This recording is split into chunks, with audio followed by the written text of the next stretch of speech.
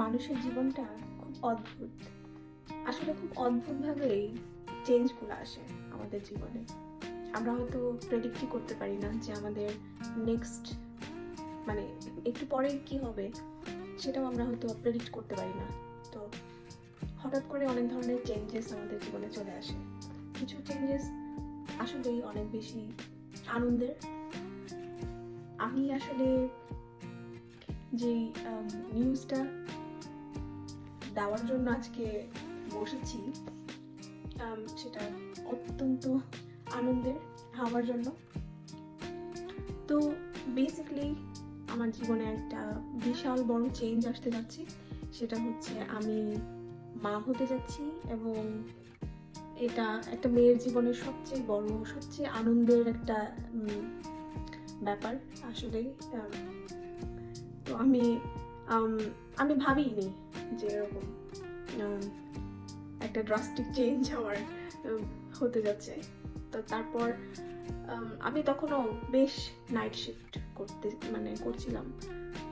তারপর কিন্তু দেখছিলাম যে আমার শরীর দিন দিন এত খারাপ, আমার মনে হচ্ছিল যে আমি রাতে যখন কাজে ফিরতাম তখন আমার মনে হতো আমি মারা যাচ্ছি রাস্তার মধ্যে, এত খারাপ লাগা।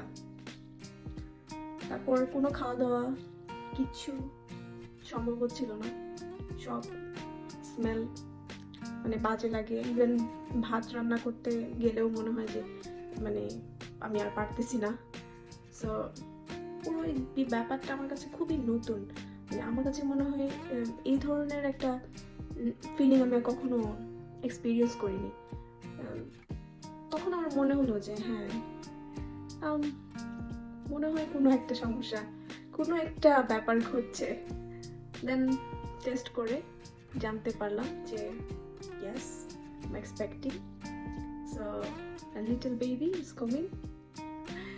তো প্রথমে আমি ভীষণ রকম কান্না করে দিই আসলে। হ্যাঁ, খুশিতে আবার ভয়েও, কারণ বিদেশে থাকি, একদম একা, কেউ নাই এখানে, আমি আর আমার হাজব্যান্ড। তো যে পুরো ব্যাপারটা আমি কিভাবে হ্যান্ডেল করব, আর আমার সবচেয়ে এই জিনিসটা ভাবতে অবাক লাগতো যে হাই হাই, আমার ভিতরে আমার আরেকজন মানুষ, সে আবার কিরকম ভাবে বেড়ে উঠবে, কেমন হবে ব্যাপারটা, আমার কিরকম অনুভূতির মধ্য দিয়ে আমি যাবো। আমি মনে হয় অনেক বেশি টায়ার্ড থাকবো, অথবা আমি বমি টমি করে একদম অবস্থা খারাপ, আর আমাকে টেক কেয়ারই বা করবে কে। তো ভীষণ এই ধরনের আজে বাজে চিন্তা, রেলেভেন্ট চিন্তাই আসলে এটা, আসলে ভাবারই কথা একা একা থাকলে আসলে যেটা হয়। তো আমি ভীষণ রকমের ভয় পেয়ে যাই। তারপর আবার ভাবি যে না, আল্লাহর রহমতে আল্লাহ আমাকে যখন এই ব্লেসিংটা নেওয়ার একটা সুযোগ করে দিয়েছে, so why not, I should appreciate এবং আমার এই জার্নিটার মধ্যে দিয়ে যাওয়া উচিত, এবং এটাকে এনজয় করা উচিত, এবং আমার বেবির জন্য আমার যত সেফলি থাকা যায়, যেটা আমার করা উচিত, আমি সেইগুলো করবো। এবং আমি আসলে বড় হয়ে গেছি। আমার কাছে মনে হতো যে আগে যখন বলতো যে হ্যাঁ তোমরা বিয়ে হয়ে গেছে, অনেক দিন তো হলো, আর কত ঘোরাঘুরি, আর কত টাইম নিবে, বেবি প্ল্যান করো, তখন মনে হতো যে আমি তো নিজেই ছোট, আমি আমার আরেকটা বাচ্চা মানুষকে কিভাবে পালবো বা বড় করবো, আমি আরেকটু বড় হয়ে নিই। তো মনে হয় আল্লাহ বুঝে গেছে যে হ্যাঁ তুমি এখন বড় হয়েছো, তুমি এখন পারবে। তো উনি দেরি না করে আমার কোলে একজন ছোট্ট সোনামণিকে পাঠানোর জন্য এই ব্লেসিংটা আমাকে দিয়েছেন, এবং আমি খুব খুব খুব খুশি। আমি চাই আমার একটা সুন্দর, সুস্থ, ভালো মনের, ভালো মানুষ হিসেবে বেড়ে ওঠা একটা ছোট সোনামণি এই পৃথিবীতে আসুক। আমি চেষ্টা করব তাকে ভালো ভালো শিক্ষা দেওয়ার যতটুকু সম্ভব। আর এটা খুব ইমোশনাল আসলে। আমি খুব বেশি মিস করছিলাম যে আমার আম্মুকে, যখন আমি প্রথম আসলে এটা জানতে পারি, তখন যদি আমার আম্মু অনেক ছোটবেলায় মারা যান, তো আমি আসলেই পাইনি অত একটা। তো আমি আমার এই এক্সপিরিয়েন্সটাকে, আমার এই অনুভূতিটাকে আমার বড় আপুকে এবং আমার শাশুড়ি মাকে একটু সারপ্রাইজের মাধ্যমেই জানানোর চেষ্টা করেছি। ওদের জন্য আমি একটা চিঠি লিখেছিলাম, চিঠি লিখে তারপর বলি। তো মজার ব্যাপার হলো, আমার শাশুড়ি, ওনাকে যেহেতু আমি আগে একটু একটু বলছিলাম, যেহেতু আমি কোনো প্ল্যানই নাই, কোনো কিছু জানি না, তো আমি এমনি বলছিলাম যে মামুনি আমার শরীর তেমন একটা ভালো লাগছে না, আমি খেতে টেতে পারছিলাম না, তো জ্বর জ্বর একটু ভাব আছে। তো তো উনি কেন যেন এটাকে আসলে মানে উনি চিন্তা করে ফেলেছে যে হ্যাঁ মনে হয় কোনো গুড নিউজ আসতে যাচ্ছে। তো সেজন্য তাকে আমি যখন চিঠিটা পড়ে শোনাচ্ছিলাম, তখন উনি এর আগেই বলে দেয় যে কোনো গুড নিউজ আছে নাকি। তো আমি সারপ্রাইজ দিতে পারিনি এরকম আমি বলবো, বাট হ্যাঁ ওভারঅল সে অনেক খুশি, তারা অনেক খুশি ছিলেন এবং জেনে, এবং এইভাবে আমি নিউজটা দিব এটাও হয়তো ভাবেনি। আর সবচেয়ে মজার ব্যাপার হচ্ছে আমার বড় আপুকে বলছি যে তুমি হচ্ছে একটু কাজ করো, ওই তোমার নামে একটা চিঠি এসছে, তো সেটা আমি একটু পড়ে শোনাবো, আসলে দেখো এখানে কিভাবে এটা করলো, কে পাঠাইলো, আমি তো বুঝতে পারছি না। তো পরে আপু অনেক অবাক। তো ও আসলে আমার বড় আপু একদমই বিশ্বাসই করতে পারে নাই।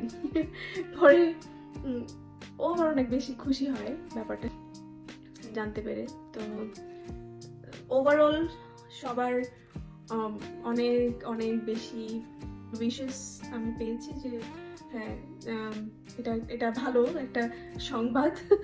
তো পুরো একটা 6-7 মাস 8 মাস আসলে চলেই গেছে, আমি কোনো ধরনের কোনো ভিডিও তৈরি করিনি। তো আমার কাছে কেন যেন মনে হলো আর কি যে এই এন্ড মোমেন্টে এসে যখন আমি আসলে একটু ফ্রি আছি, এই মুহূর্তে একটু ভিডিওটা করে রাখি, যাতে আমার পরবর্তীতে দেখলে ভালো লাগবে। আমি জানি না আমি এগুলো আপলোড করব কি করব না, কিন্তু আমার কাছে মনে হয় যে না, এই প্রেগনেন্সি গ্লোটা নিয়ে এই প্রেগনেন্সি নিউজটা যে বেবি অন বোর্ড, এটা আসলে সবাইকে জানাই। আই হোপ সবাই আমার জন্য অনেক অনেক দোয়া করবে, অনেক অনেক আমার বাচ্চার জন্য, যে আমার ছোট্ট সোনামণিটা যে পৃথিবীতে আসার জন্য আমার পেটের মধ্যে আস্তে আস্তে বড় হচ্ছে, সে সুস্থভাবে এই পৃথিবীতে আসবে। আর অনেক অনেক তার সাথে আমি সুন্দর সুন্দর মোমেন্টস শেয়ার করব, আল্লাহ যদি আমাকে বাঁচিয়ে রাখেন, যদি আমাকে হায়াত দেন। তো এই আশা, এই প্রত্যাশা, সবার কাছে অনেক দোয়া চেয়ে আজকের এই ভিডিওটি করা। সবাই অবভিয়াসলি আমি জানি যারা আমাকে ভালোবাসেন মন থেকে, তারা অবশ্যই আমার জন্য দোয়া করবেন এবং এই নিউজটা শুনে অনেক খুশি হবেন। আমি বেশ মোটা হয়ে গেছি। তো ঠিক আছে, সবাই ভালো থাকবেন, সবাই আমার জন্য অনেক দোয়া করবেন। আমার বেবিটা এখনো আমার পেটের মধ্যে যেন সুস্থভাবে পৃথিবীতে আসে, এই দোয়া সবাই করবেন। এই তো, অনেক অনেক ভালোবাসা সবার জন্য। ভালো থাকবেন সবাই, খোদা হাফেজ।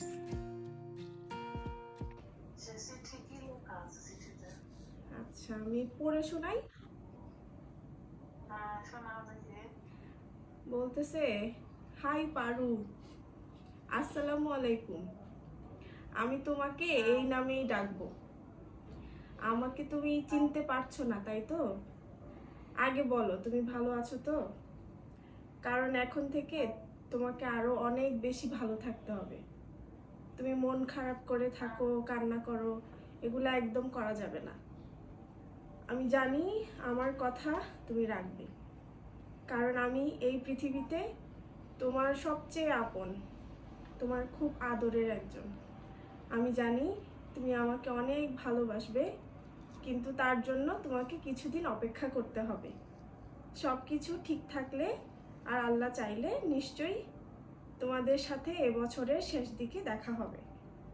অনেক অনেক দোয়া করো আমার জন্য দাদুমণি, আমি আসবো তোমাদের কাছে। আর দাদু ভাইকে বলো আমি ওনার বংশ আলো করতে আসছি, আমাকে যেন অনেক দোয়া করেন। ইতি তোমাদের বংশ প্রদীপ।